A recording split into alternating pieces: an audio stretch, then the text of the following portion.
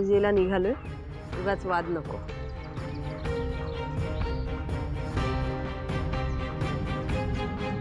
लक्ष्मीताई,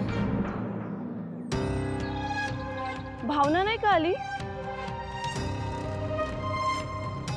ती नाही का करणार वटपौर्णिमेची पूजा? अरे हो, तिची पहिलीच वटपौर्णिमा ना, मग तिला तर पूजा करावीच लागेल। अगं मी तर असं ऐकलंय ती तर अजून यांच्याकडेच राहते। हाँ? हो, बिचारी ग बिचारी, तिचं तर नशीबच खराब आहे बघ। एक तर आधी लग्न होत नव्हतं आणि आता झालं तर हे असं। तिच्या पत्रिकेतला दोष काही तिला सुखाने जगू देणार नाही बघ। नाही तर काय, लग्न झालं पण सासर नाही, नवऱ्याचं सुख नाही, संसाराचं सुख नाही बाई। पण तुम्ही तरी कशाला गप्प राहायचं? काहीतरी मधला मार्ग काढायचा आणि मुलीचा संसार मार्गी लावायचा ना। मुलीचं नशीबच फुटकं असं म्हणून सोडून देण्यात काय अर्थ आहे? हो हो, बरोबर आहे तुमचं। चेष्टाच झाली हो पण तुमच्या मुलीच्या आयुष्याची। पण तरी ती बिचारी खमकी, हा एखादी असती ना तर जीव देऊन मोकळी झाली असती। हो, काही काय बोलताय तुम्ही? मी दुसऱ्यांच्या घरच्या उचापत्या अशा करू नये हो। पूजेला निघालात ना, मग मुखाने जरा देवाचं नामस्मरण करा। उगाच दुसऱ्यांच्या जखमेवर मीठ चोळून असं तोंडसुख घेऊ नये।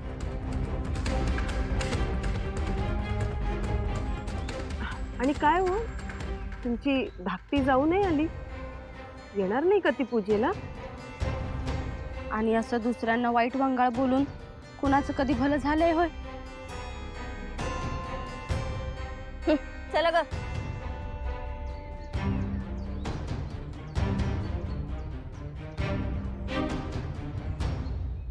आई, निघू आपण।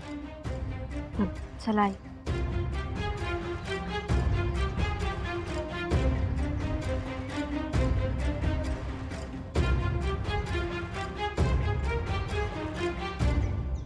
दिव्ये, मला काय करायचं होतं आणि हे काय होऊन बसलंय?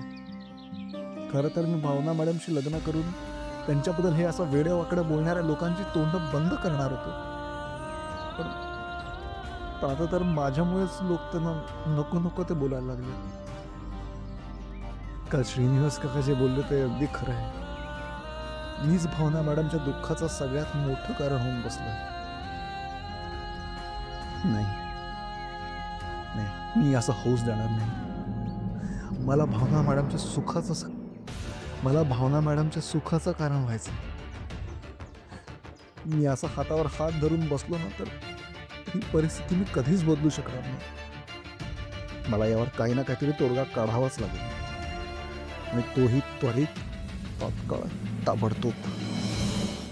सगळ्या बायका वटपौर्णिमेच्या दिवशी मनोभावे पूजा करतात, स्वतःच्या नवऱ्यासाठी उपवास धरतात।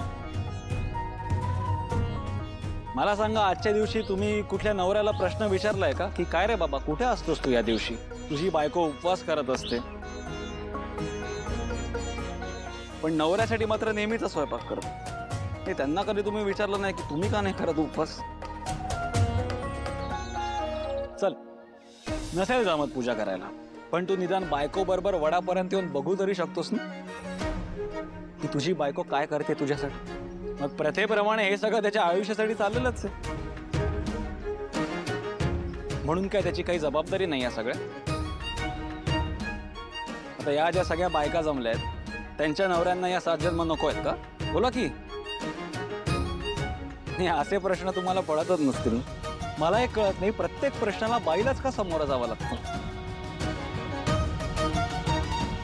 मुळात प्रत्येक प्रश्न बाईसाठीच का असतो? कारण तशीच प्रथा आहे, पुरुषांसाठी कुठलीच प्रथा नाहीये। हो, पुरुषांसाठी तशी प्रथा नाहीच आहे। आज तर माझा मुद्दा आहे, पुरुषांसाठी कुठली प्रथा का नाहीये? आणि मुळात तुमचा बायकांकडे पाहण्याचा दृष्टिकोन आणि पुरुषांकडे पाहण्याचा दृष्टिकोन याच्यामध्ये प्रचंड तफावत आहे. जेव्हा एखादी बाई प्रथेच्या विरुद्ध प्रश्न विचारते किंवा विरुद्ध वागते तेव्हा तुम्ही तिला उर्मट किंवा प्रथेचं पालन न करणारी म्हणता. आणि जेव्हा एखादा पुरुष म्हणतो की ही प्रथा आमच्यासाठी नाही आणि त्याची जबाबदारी तो झटकून टाकतो तेव्हा तुम्ही काहीच विचारत नाही, उलट त्याचं समर्थन करतो. किती वर्ष सावित्रीने सत्यवनाचे प्राण वाचवायचे.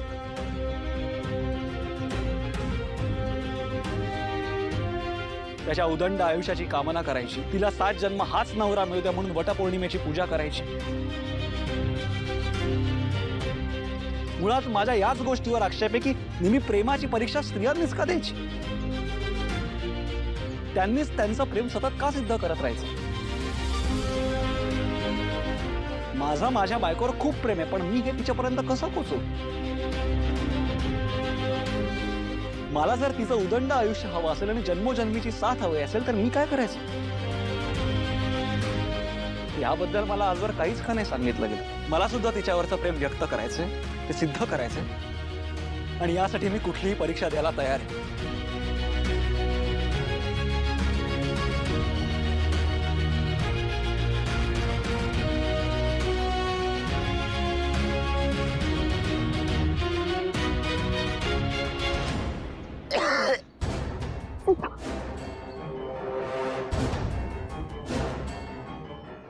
दादा पाणी